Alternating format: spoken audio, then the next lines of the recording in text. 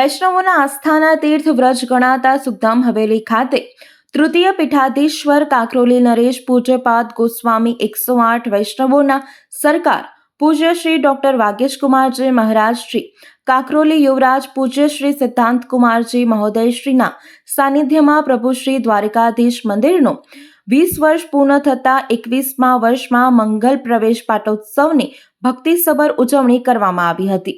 વહેલી પઢોરથી જ વૈષ્ણવોની ચહલ પહલ હવેલીમાં જોવા મળી. શૃંગારના દર્શનમાં પ્રભુને સ્વર્ણના પલ્લામાં ઝુલાવીને ગોકુળમય વાતાવરણ, રાજભોગમાં બગલાનો મનોરથ દર્શન અને શયનમાં પ્રભુશ્રીનો રાજ દરબારનો દિવ્ય અલૌકિક બડો મનોરથ દર્શન યોજાયો. વડોદરા શહેરની ચારે દિશાઓમાંથી પાટોત્સવ નિમિત્તે સ્વયંભૂ વૈષ્ણવો દર્શનાર્થે ઉમટી પડ્યા હતા અને એકબીજાને મળીને ભેટીને દીપાવલી પર્વ જેવો માહોલ જોવા મળ્યો. શયનમાં કાકરોલી યુવરાજ સિદ્ધાંતકુમારજી મહોદયના કરકમળો દ્વારા પ્રભુને આરતી ઉતારવામાં આવી. કીર્તનકાર ચક્કાભાઈ વૃંદ સંગીતના તાલે ધોળપદ અષ્ટસખા કીર્તનની મંગલ વધાઈઓની ભારે રમઝટ દ્વારા વૈષ્ણવો ભક્તિમાં લીન થયા. વૈષ્ણવો પૂજ્ય શ્રીઓના ચરણ સ્પર્શ કરીને ભાવ વિભોર બન્યા. પૂજ્ય શ્રી ડોક્ટર વાગેશકુમારજી મહારાજશ્રી, પૂજ્ય શ્રી સિદ્ધાંતકુમારજી મહોદયશ્રીએ વૈષ્ણવોને શુભમ ભવતુ કલ્યાણસ્તુ એમ પ્રભુશ્રી દ્વારિકાધીશના પાટોત્સવ નિમિત્તે શુભ આશીષ પાઠવ્યા હતા. આ પ્રસંગે રેયુ કે પ્રી સ્કૂલના શિક્ષિકા ઝંખના દેસાઈ બાળકોને ધર્મ, સંસ્કાર, સભ્યતા, સંસ્કૃતિનું જ્ઞાન મળે તે માટે હવેલી લાવ્યા હતા. સુખધામ હવેલીના મુખ્ય સચિવ મહેન્દ્રભાઈ જોશી, હવેલીના મુખિયાઓજી લાલાકાકા દિનેશભાઈ, ગૌતમભાઈ, રમેશભાઈ દ્વારા સુંદર દર્શન વ્યવસ્થા કરવામાં આવી હતી.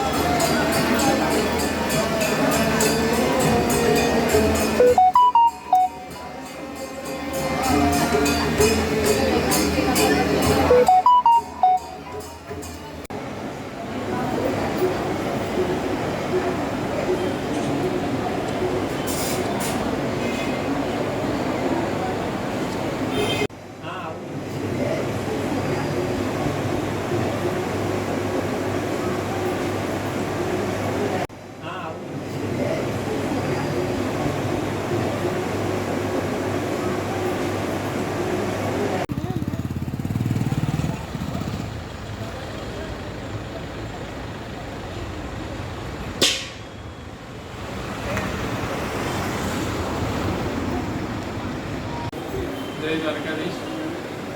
આજે ખૂબ જ આનંદનો અવસર છે. સુખધામમાં બિરાજતા શ્રી દ્વારકાધીશ પ્રભુનો આજે 21મો પાટોત્સવ છે અને આજના દિવસે પુરાની ઘણી બધી સ્મૃતિ આવે છે.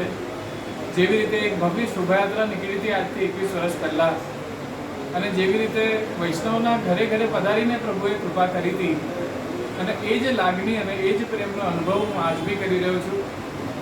સુખધામમાં આવીને આજે એવું લાગે છે કે સુખધામમાં વ્રજનો માહોલ એક ઉત્પન્ન થઈ ગયો છે, અને શ્રી પ્રભુ એવી રીતે જ બિરાજીને સમસ્ત ભક્તજન ઉપર એવું જ કલ્યાણકારી કૃપા દૃષ્ટિ બનાવી રાખે એવી જ મારી મનોકામના છે. હું બધા જ વૈષ્ણવજનોને ખૂબ ખૂબ આ પાટોત્સવની મંગલ બધાઈ આપું છું, અને આપ સૌ અહીંયા દર્શન કરીને પોતાનું જીવન કૃતાર્થ કરો એવી શુભકામના આપું છું. વડોદરાના સમાચાર જુઓ તથા આપણી ચેનલને સબસ્ક્રાઇબ કરો અથવા સંપર્ક કરો.